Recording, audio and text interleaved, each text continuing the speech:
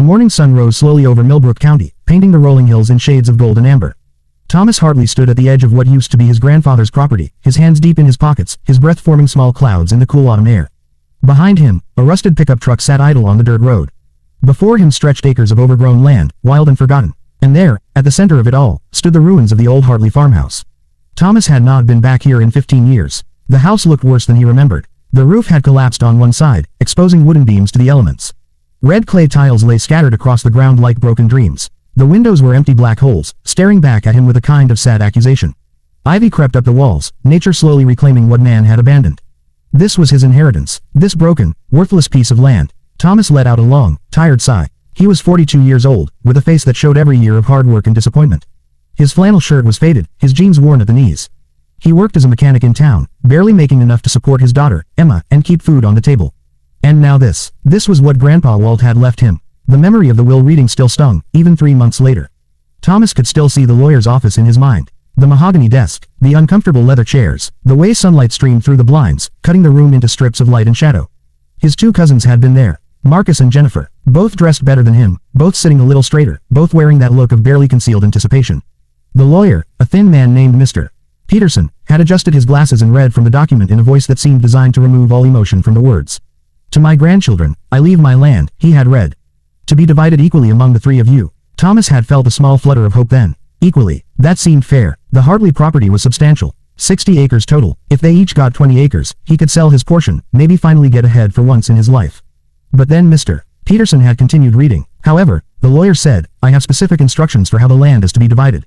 Thomas remembered the sick feeling that had started to grow in his stomach. To Marcus Hartley, I leave the eastern parcel, which includes the main road access and the commercial frontage on Highway 47. Marcus had smiled. 20 acres with highway access. That was worth a fortune. Developers had been eyeing that stretch for years. To Jennifer Hartley, I leave the southern parcel, which includes the creek, the timber, and the flat pasture land. Jennifer had nodded with satisfaction. The timber alone was worth hundreds of thousands of dollars. And to Thomas Hartley, Mr. Peterson had said, and Thomas had held his breath, I leave the northern parcel, which includes the old homestead and the surrounding hillside. The words had landed like stones in still water. The homestead, the ruins, the rocky, uneven ground that nobody had been able to farm for decades. The parcel that had no road access except through someone else's property. The land that everybody in the family had always joked was worthless. Marcus had tried to hide his grin. Jennifer had at least had the decency to look away. Thomas had said nothing. What was there to say? After the meeting, he had tried to talk to his cousins in the parking lot. Maybe we could work something out, he had suggested. Trade parcels, or I could buy into one of yours with my share. Marcus had shaken his head immediately. Can't do it, Tom. I've already got plans for my piece. There's a shopping center developer interested. I'm looking at early retirement. Jennifer had been a little more sympathetic, but equally firm. I'm sorry, Thomas, but I've got 3 kids to put through college. That timber money is already spent in my head. And that had been that. Thomas had inherited the worst part of Grandpa Walt's land. The part nobody wanted. The part that seemed more like a burden than a gift. Now, standing in front of the ruined farmhouse, Thomas tried to figure out what to do. He had come here today with a purpose. Not a happy one, but a purpose nonetheless. The property taxes were coming due. Even on this worthless piece of land, the county wanted its money.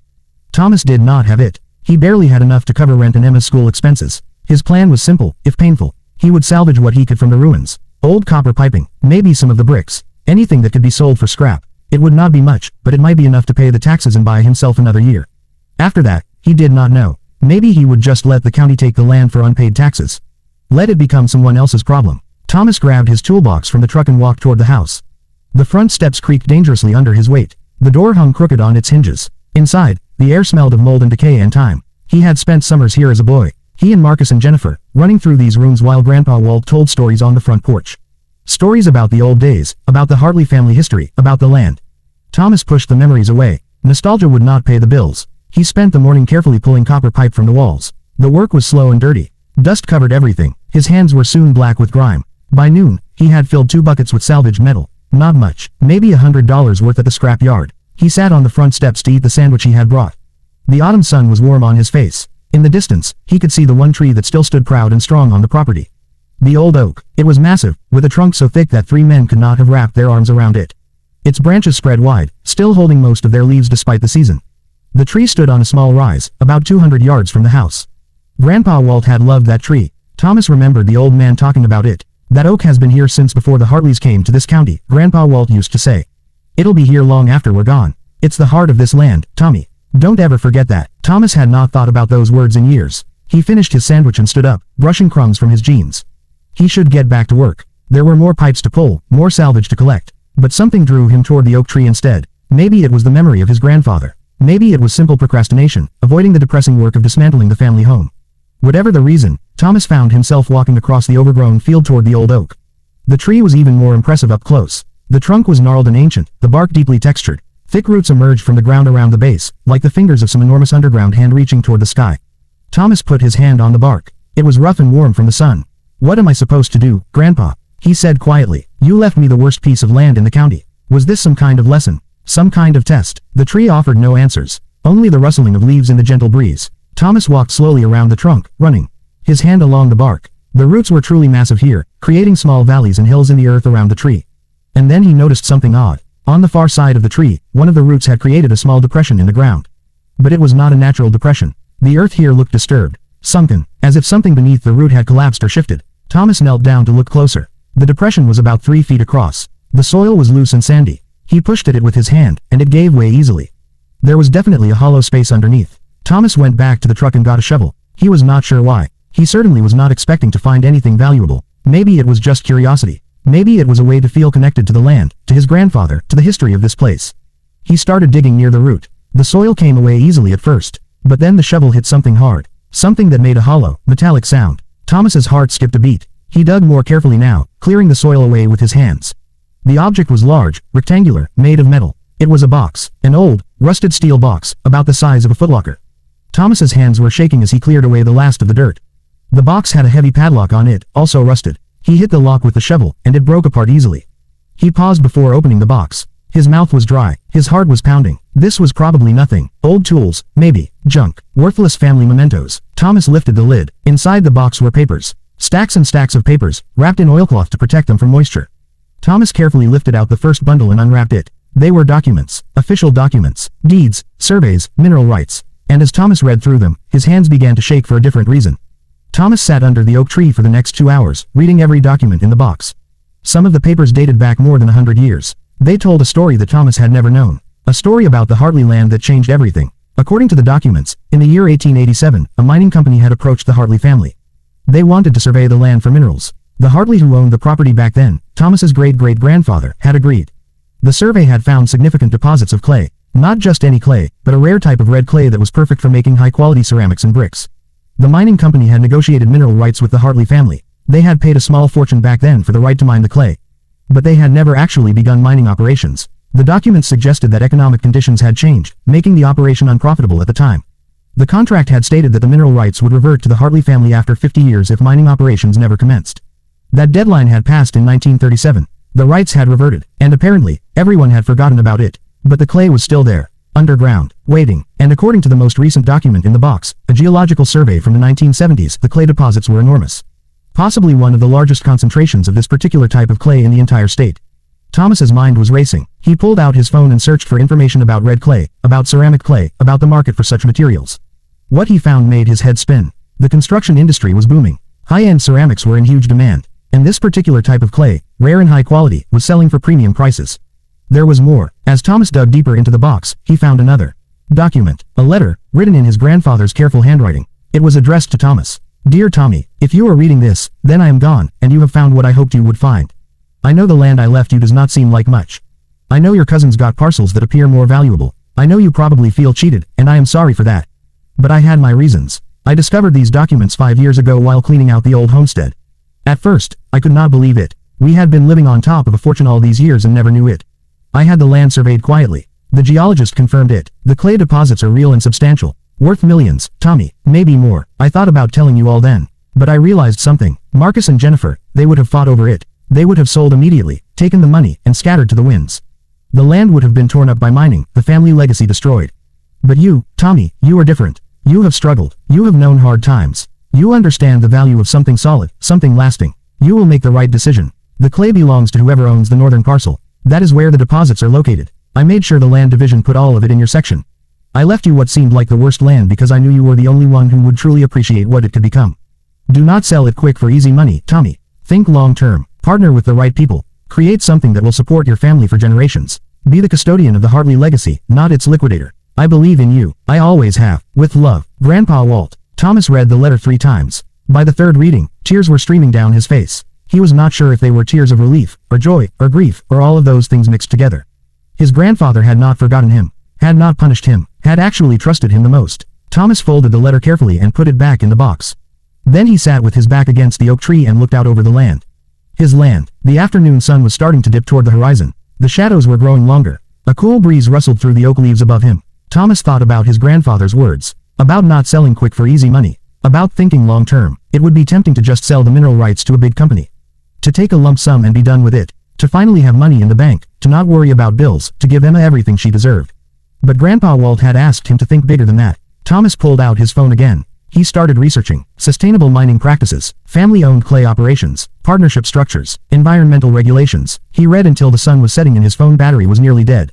And slowly, a plan began to form in his mind. 6 months later, Thomas stood in almost the same spot, but everything had changed. The old farmhouse was still there, but it was no longer a ruin. The roof had been repaired. The windows had been replaced. Fresh paint brightened the walls. It was not fancy, but it was solid and weatherproof. Behind the house, a small mining operation had been set up. Not a massive industrial site, but a careful, selective operation.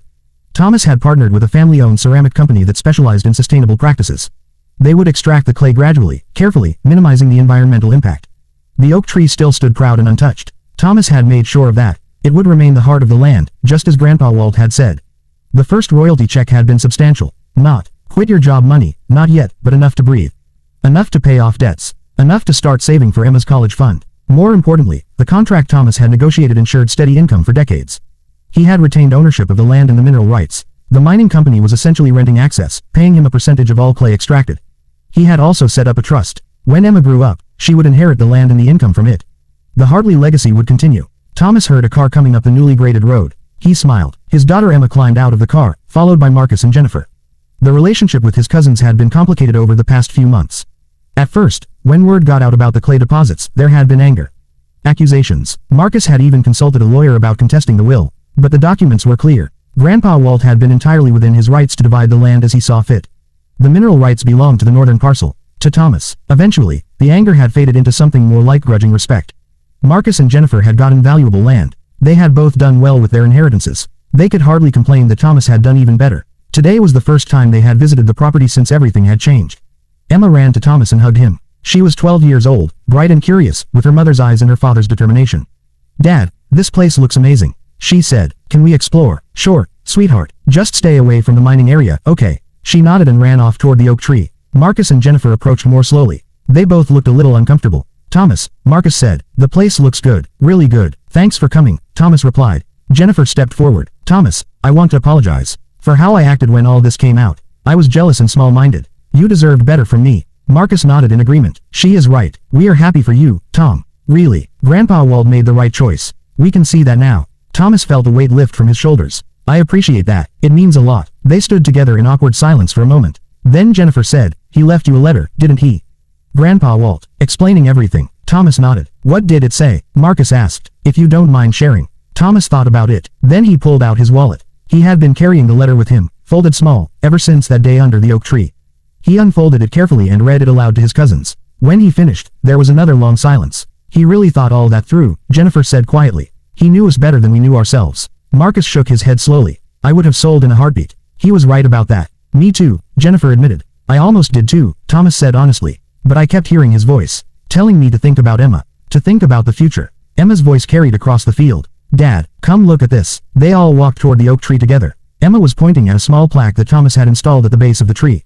It read, "Walter James Hartley, 1929-2025. Who knew the value of things that grow slowly?"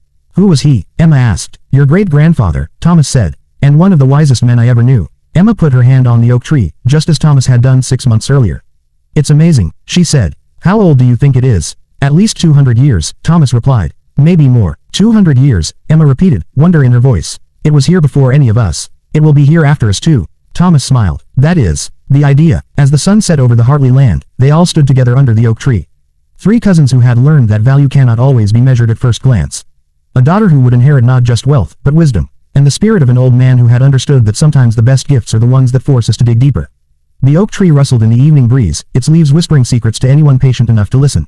Thomas put his arm around Emma's shoulders. "Come on," he said. "I will show you the rest of the property. There is so much history here." So many stories. Tell me everything, Emma said eagerly. And as they walked across the land, Thomas began to talk. He told her about the Hartley family, about struggles and triumphs, about land and legacy, about patience and faith. He told her about Grandpa Walt, who had seen something in him that he had not seen in himself. He told her about the clay beneath their feet, and how something precious can be hidden right where you stand, waiting to be discovered. He told her that sometimes what looks like the worst inheritance is actually the greatest gift. And as the stars began to appear in the darkening sky, Emma listened to every word, her hand in her father's hand, walking on land that would someday be hers to protect and pass on. The old oak stood behind them, silent and strong, keeping watch over the Hartley land as it had for generations, as it would for generations yet to come.